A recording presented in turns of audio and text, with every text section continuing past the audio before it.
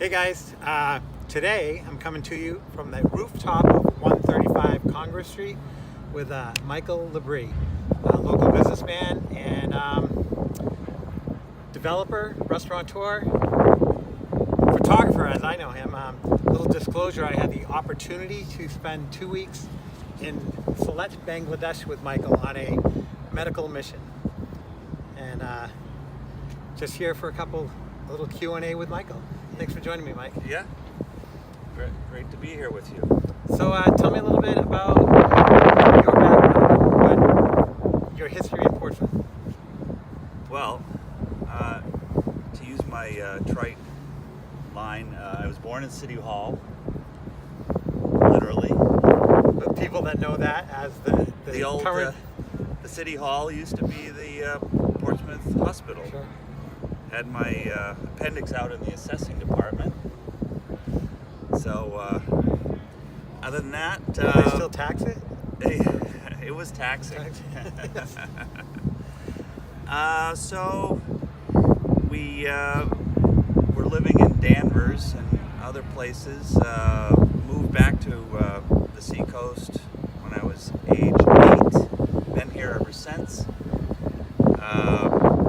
Went to Rye Junior High and then Portsmouth High School. Graduated in the class of 1980. I was involved in the theater department as a techie there, and learned about technical theater and lighting and such. So that's been a part of my life.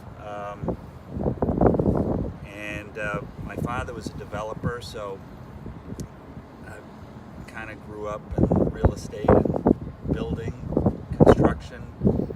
So things, just kind of came together, and I ended up being involved in development as well as theater and musical theater.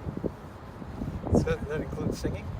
I don't know that I experienced that. I Singing mostly sing Bangladesh. in the shower. Well, thankfully I didn't experience any of your singing in Bangladesh. No, you didn't. Yeah, so... So I've been in the Portsmouth area since I was born and raised in Newport, but been in the Portsmouth area since 1990. Certainly before what a lot of people would consider the growing and the development of Portsmouth. I remember the days of the codfish over on the hill.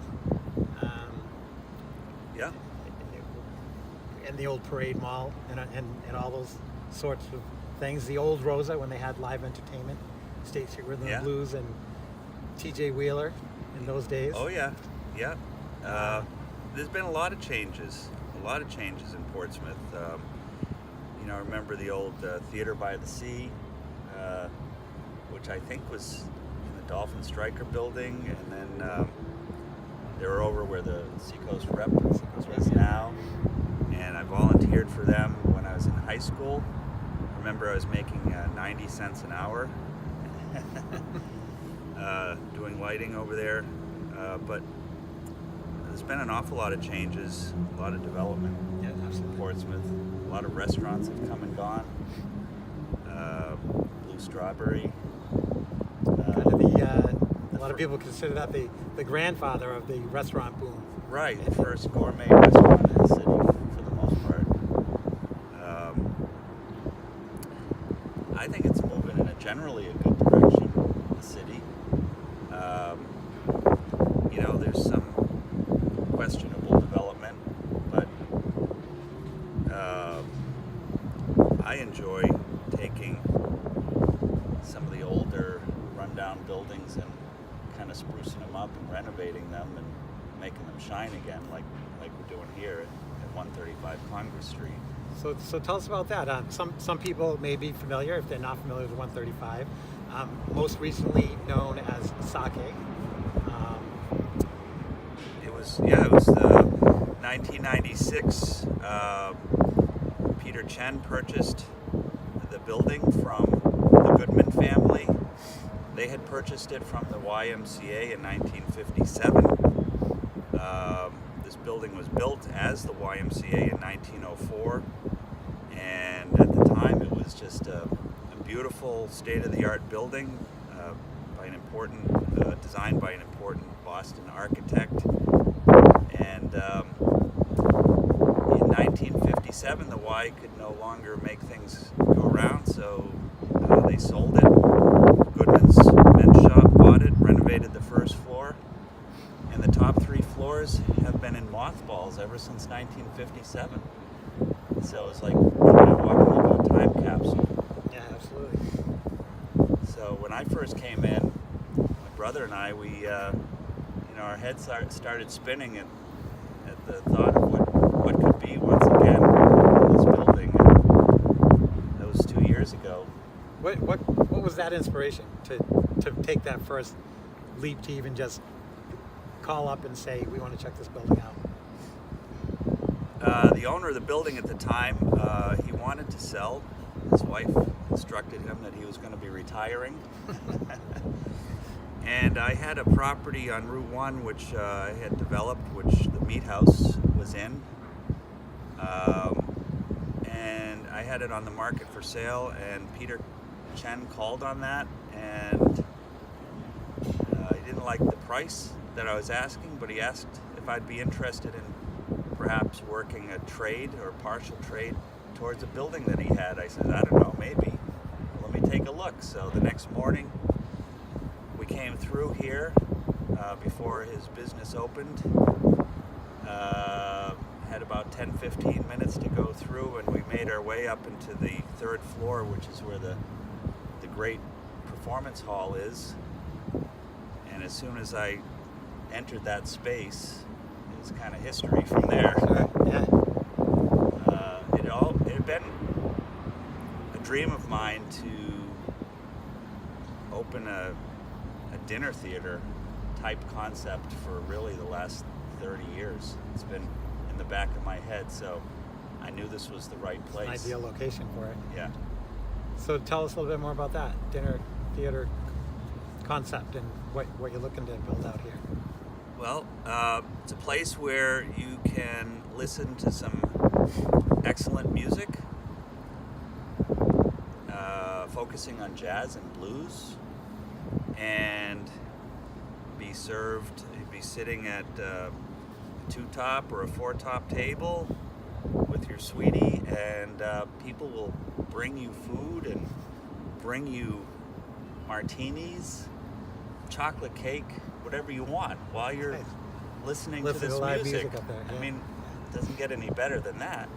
I only know those from movies, so it'd be nice to see it in person.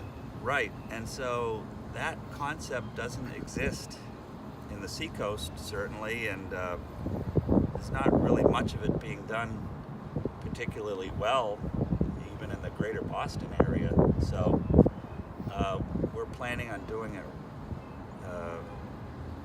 right, and we're putting a lot of effort into it, and it's going to be like a period jazz club where you feel like you're walking back into the 1940s. It's exciting. It is exciting.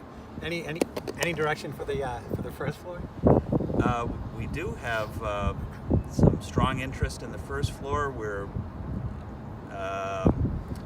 working on putting that deal together right now. Looking at keeping that a restaurant, full service restaurant, or that's fine. Okay, no, understood. It's most likely going to be another art related use that will be very exciting. Nice. I look forward to hearing more about that when the time is right. Yeah. Let's see. So, kind of wrap it up with this, but so we talk a lot about the arts and everything, and the family, as I've known the Labrie since the 90s. I worked with Mary back in the early 90s, your sister Mary, and